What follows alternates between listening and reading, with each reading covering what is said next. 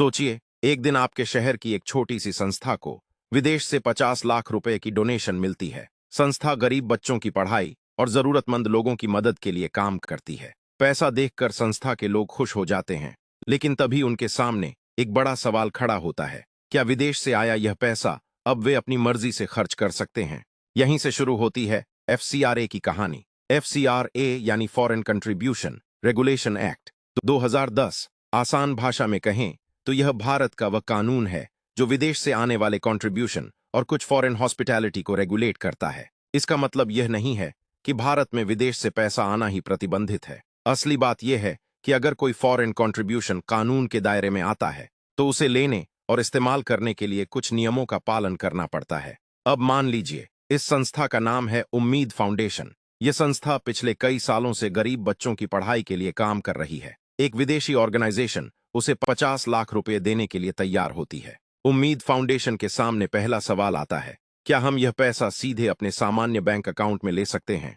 जवाब है नहीं, अगर वह पैसा एफसीआरए के तहत फॉरेन कंट्रीब्यूशन है। क्योंकि फॉरेन कंट्रीब्यूशन रिसीव करने के लिए ऑर्गेनाइजेशन को एफसीआरए के नियमों के अनुसार रजिस्ट्रेशन या एप्लीकेबल सिचुएशन में प्रायर परमिशन की जरूरत होती है। अब यहां दो शब्द बहुत महत्वपूर्ण हैं, रजिस्ट्रेशन और प्रायर परमिशन। रजिस्ट्रेशन को ऐसे समझिए जैसे किसी ऑर्गेनाइजेशन को लगातार फॉरेन कंट्रीब्यूशन रिसीव करने के लिए एफसीआरए फ्रेमवर्क के तहत अप्रूवल मिला हुआ है, जबकि प्रायर परमिशन किसी specific foreign donor, specific amount और स्पेसिफिक प्रोजेक्ट या पर्पस से जुड़ी परमिशन हो सकती है। मान लीजिए उम्मीद फाउंडेशन पहले से एस्टैब्लिश्ड ऑर्गेनाइजेशन है और उसने एफसीआरए रजिस्ट्रेशन लिया हुआ है। अब उसे एप्लीकेबल रूल्स के अनुसार फॉरेन कंट्रीब्यूशन रिसीव करने का रास्ता मिल सकता है। लेकिन अगर कोई छोटी संस्था पहली बार किसी पर्टिकुलर फॉरेन डोनर से किसी स्पेसिफिक प्रोजेक्ट के लिए पैसा लेना चाहती है तो सर्कमस्टेंसेस के अनुसार प्रायर परमिशन का रास्ता हो सकता है। अब मान लीजिए उम्मीद फाउंडेशन के पास वैलिड एफसीआरए रजिस्ट्रेशन है। विदेश से 50 लाख रुपए आने वाले हैं। अब पैसा कहां आएगा? यहां आता है एफसीआरए का एक बहुत महत्वपूर्ण हिस्सा, FCRA bank account. Foreign contribution को प्रिस्क्राइब्ड डेजिग्नेटेड एफसीआरए अकाउंट के जरिए रिसीव करने की व्यवस्था है। इसके लिए स्टेट बैंक ऑफ इंडिया की न्यू दिल्ली मेन ब्रांच में डिजाइनेटेड एफसीआरए अकाउंट का फ्रेमवर्क है।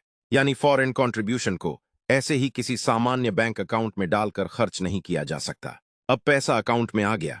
उम्मीद फाउंडेशन के पास 50 लाख रुपए हैं, लेकिन इसका मतलब यह नहीं है कि संस्था अब इसे अपनी मर्जी से किसी भी काम में खर्च कर सकती है। जिस उद्देश्य के लिए ऑर्गेनाइजेशन काम कर रही है और जिस फ्रेमवर्क के तहत फॉरेन कंट्रीब्यूशन मिला है, उसी के अनुसार उसका उपयोग करना होता है। मान लीजिए संस्था ने बच्चों की एजुकेशन के लिए फंडिंग ली है, तो अब उस पैसे को अनरिलेटेड पर्सनल एक्सपेंसेस में इस्तेमाल करना सवाल खड़ा कर सकता है। इसीलिए एफसीआरए में अकाउंटिंग और रिकॉर्ड्स बहुत इंपॉर्टेंट है।